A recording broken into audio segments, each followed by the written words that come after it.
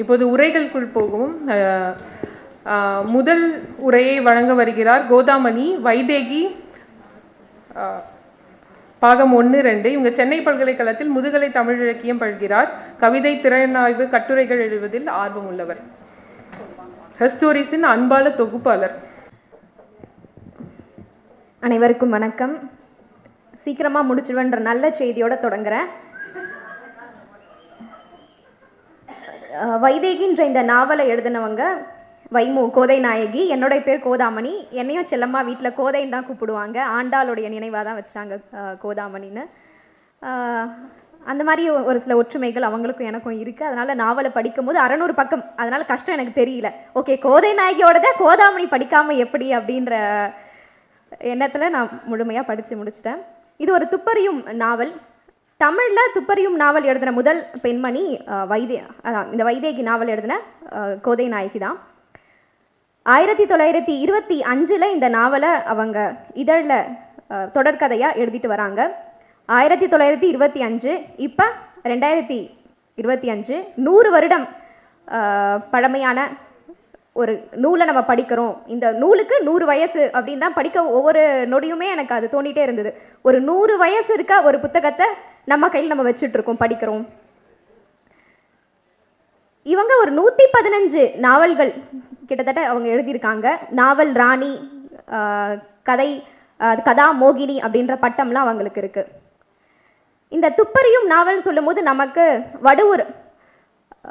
வடுவூர் ஐயங்கார் அவர் ஒருத்தர் எழுதுவார், துரைசாமி ஐயங்கார்.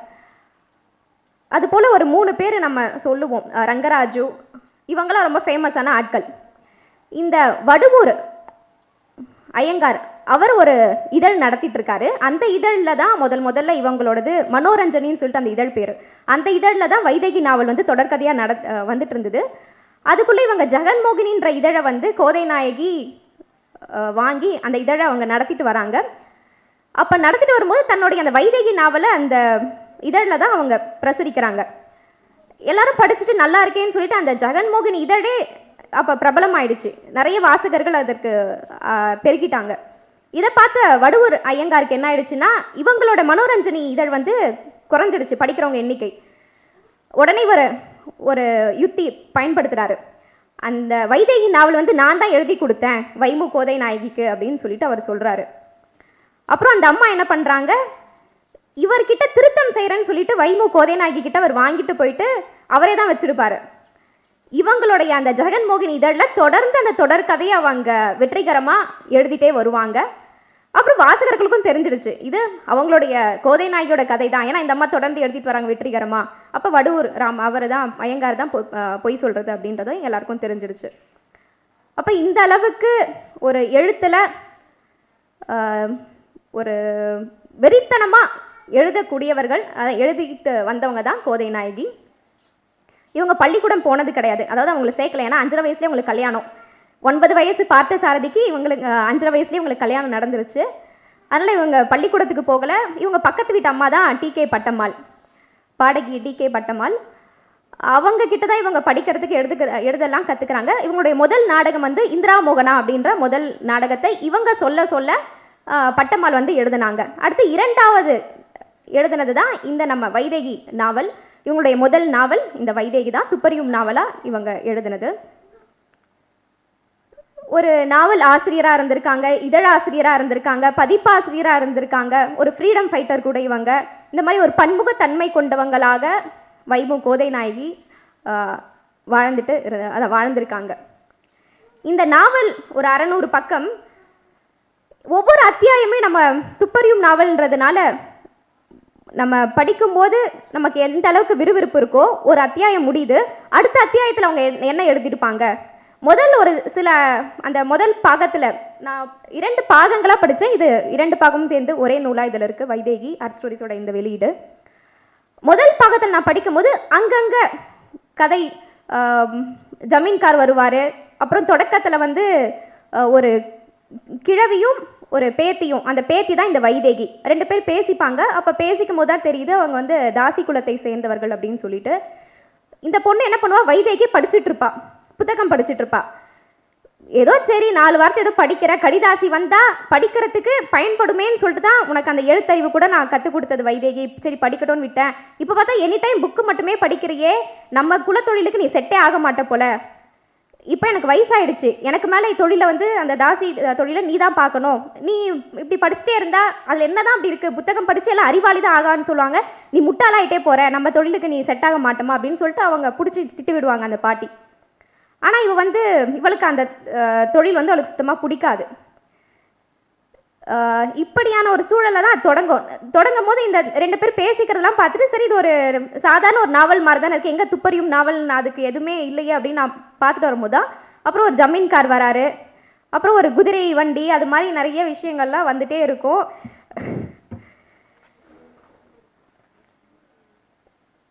இங்கே என்னென்னா இவங்க நாவலுக்குள்ள நிறைய பாடல்கள்லாம் பயன்படுத்தியிருப்பாங்க. ஏன்னா பொதுவாகவே வைமு கோதைநாயகி நிறைய திருமந்திரம், நாலடியார் அது மாதிரி சின்ன வயசுலேருந்தே கற்றுட்டு இருந்திருக்காங்க. அதனால் இந்த நாவல்களுக்கு இடையில் காலமேக புலவருடைய பாடல், கம்பராமாயண பாடல், அந்த கம்பராமாயண பாடல் கூட அவங்க சொல்லும்போது பாலைவனத்துக்கு ஒப்பாக தாசியை சொல்லியிருக்காங்க பாருங்க. கம்பர் கூட அவ்வளோ ஒரு இழிவான தொழில் இந்த தாசி தொழில், என்ன போய் இதை செய்ய சொல்றியே அப்படி, இதில் என்ன ஒரு நார்மலான ஒரு ஸ்திரீயாக பிறந்திருந்தா கூட பரவாயில்ல, நான் ஒரு தாசி தொழில் செய்யக்கூடிய குடும்பத்தில் பிறந்துட்டேன்னு சொல்லிட்டு அவங்க வருந்துற மாதிரி அதில் வைதேகியை காட்டியிருப்பாங்க.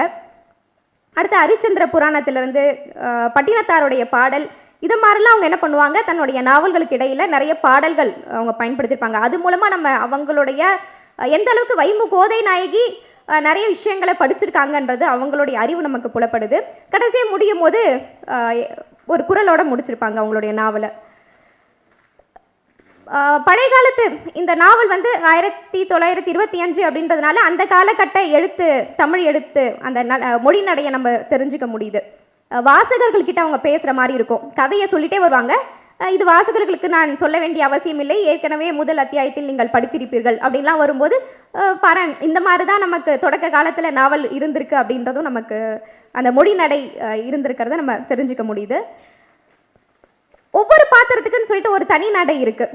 ஒரு வேலைக்காரன் பேசினா இப்படி தான் பேசுவான், இதே ஒரு ஜமீன்கார் பேசினா எப்படி பேசுவாங்க, இதே ஜமீன்காரோடைய பொண்டாட்டி பேசினா எப்படி பேசுவாங்க.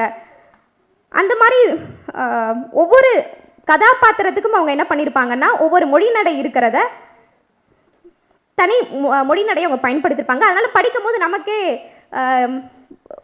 புதுசாக இருக்கும், தனித்துவமான அந்த மொழி நடை. அதில் ஒரே ஒரு எடுத்துக்காட்டுக்கு சொல்கிறேன். ஒரு ஜமீன்கார், இது மட்டும் நான் சொல்லிட்டு சில விஷயங்களை சொல்லிட்டு முடிச்சிடுறேன். ஒரு ஜமீன்கார் வந்து கொலை செய்யப்பட்டிருப்பார். வந்து விசாரணை செய்வாங்க போலீஸ்லாம். அப்போ அவங்க வீட்டில் இருக்க வேலைக்காரர்கள்லாம் நின்றுட்டு இருப்பாங்க. ஒவ்வொரு வேலைக்காரனா நீ என்ன பார்த்த, உனக்கு ஏதாவது தகவல் தெரியுமா சொல்லுங்க அப்படின்னு சொல்லிட்டு கேட்கும்போது அதுக்கு ஒருத்தன் சொல்லுவான், ஐயா நான் மாடியில் முதல் வாசல் படியில் காவல் இருக்கிறவன், காவல் இருந்தேனா, இருந்தேன். முதல் வாசல் படியாண்டை காவல் இருந்தேனா, ஆமாம் இருந்தேன். காவல் இருந்தேன் என்று தனக்குத்தானே கேள்வி கேட்டு மறுமொழி சொல்லிபடி இழுத்துக்கொண்டே போக அதை கண்ட இன்ஸ்பெக்டருக்கு கோபம் வந்துவிட்டது. அவர் அவனை அதட்டி, என்னடா முட்டாள்தனமாய் பேசுகிறாய், இருந்தேனா இருந்தேன் என்று எத்தனை தரம் சொல்லி அழுவாய், மேலே அழுது தொலையடா, மணி ஆய்விட்டது என்று கூறி கர்ஜித்தார் அந்த போலீஸ்காரர். அப்புறம் அவரை இப்படிதான் மறுபடியும் அவன் சொல்லிட்டே இருப்பான். அந்த போலீஸ்காரருக்கோ வந்து அடிச்சிருவாங்க. அப்புறம் பக்கத்தில் இருக்கவங்க சொன்னாங்க, இல்லை இப்படி கேட்டா அவன் சொல்ல மாட்டான், தன்மையாக கேளுங்க பதில் சொல்லிடுவான் அவன் அப்படின்ன உடனே சரி சொல்லி தொலை அப்படின்னு சொல்லிட்டு அவர் சொல்லுவார். ஐயா நான் முன்வாசலில் காவல் இருந்தேனா, இருந்தேன். பிறகு வந்துடுச்சு. என்ன வந்துடுச்சு அப்படின்னு சொல்லிட்டு தொப்புன்னு என்ன பண்ணுவான், விழுந்து தூக்கம் வந்துடுச்சு அப்படின்னு சொல்லிட்டு பண்ணி காட்டுவான். அடுத்து 2வதாக ஒருத்தன் வருவான். அந்த வேலைக்காரன் கிட்ட நீ என்ன பார்த்த சொல்லு அப்படின்னும் போது அவன் என்ன பண்ணுவான், ஓடி காட்டுவான் அந்த இடத்துல.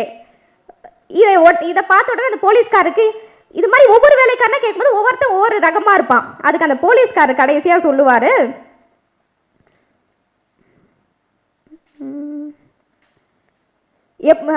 எங்கேருந்து தான் உன்னெல்லாம் கூட்டு வந்தான்னு தெரியல, இப்படி பிரகஸ்பதிகளாக எல்லாம் ஒவ்வொருத்தர் ஒரு ரகமாக இருக்கீங்களே, எப்படிடா உங்களெல்லாம் வச்சு அந்த ஜமீன்கார் மேய்ச்சானோ தெரியல அப்படின்ற மாதிரி சொல்லி அந்த போலீஸ்காருக்கே இவங்க பண்ணுற அந்த ஒவ்வொரு வேலைக்காரனும் ஒவ்வொரு மாதிரி இருக்கானே அப்படின்ற மாதிரி ஆயிடும். அப்படி ஒவ்வொரு கதாபாத்திரத்துக்கும் அவங்க கொடுத்துருக்க ஒரு கதாபாத்திரம் வந்து ஒரு நகைச்சுவையாக இருக்கும். நமக்கு அந்த கதாபாத்திரங்கள் பண்ணுறதை பார்த்தா சிரிப்பு வரும். சிலது தந்திரங்களாக இருக்கும், சில பேர் கோவப்படுறது, அப்படி ஒவ்வொரு கதாபாத்திரத்துக்கும் அவங்க என்ன பண்ணுவாங்க, ஒவ்வொரு அந்த குண இதுவை வச்சுருப்பாங்க. இதில் வர ட்ராம் வண்டி, பெட்டி வண்டி, இதெல்லாம் அந்த காலத்துன்றதுனால அதை படிக்கும்போது நமக்கு அந்த கால அந்த அந்த சாலைகளில் போகிற வண்டியும் நமக்கு நினைவுக்கு வரும். அதே போல் ஒரு 1000 ரூபான்றது எவ்வளோ பெரிய விஷயம் அந்த காலத்தில் அப்படின்றதும் இதை படிக்கும் போது ஒரு ஏதோ இப்போ இருக்க 1 லட்சம் மாதிரி அந்த காலத்து 1000 ரூபாவை அவங்க சொல்லியிருப்பாங்க. அதே போல் சில வார்த்தை, ஜாகை அப்படின்றது வீடு, அதை படிக்கும்போது தான் எனக்கு அந்த சூழலை வச்சு ஓகே ஜாகைக்கு போகிறோன்னா அவங்க இருப்பிடத்துக்கு போகிறாங்க போல் அப்படின்றது தெரிய வந்தது.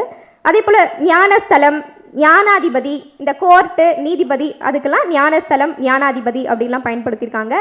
நம்ம வந்து இங்கே இருக்க இப்போ படத்தெல்லாம் பார்க்கும்போது ஹீரோ தான் என்ன பண்ணியிருப்பாங்க, ஜன்னல்லேருந்து குதிப்பார், ஃபைட் பண்ணுவார், அந்த சீன்லாம் பார்த்துருப்போம். இதில் வைதேகி என்ன பண்ணுவாங்க, தன்னுடைய கற்பை காப்பாற்றி கொள்வதற்காக போலீஸ்காரன் துரத்திட்டு வருவாங்க, அவங்க மேலே ஒரு கொலை கேஸ் விழுந்திருக்கும். இந்த சமயத்தில் அவங்க ஜன்னல்லேருந்து கீழே குதிச்சிருப்பாங்க, கீழே பார்த்தா கிணறு, அப்புறம் கிணறுலேருந்து அந்த அம்மா மேலே எழும்பி வந்து அப்புறம் அடைக்கலம் தேடி ஒரு வீட்டுக்கு போவாங்க. அதுபோல் ஃபைட் சீன்லாம் அதான் நம்ம இப்போ சொல்கிற மாதிரி இவங்க அப்போ சாகசம்லாம் அந்த பெண் பண்ணுற மாதிரி, வைதேகி கேரக்டர் பண்ணுற மாதிரி கொண்டு வந்திருப்பாங்க.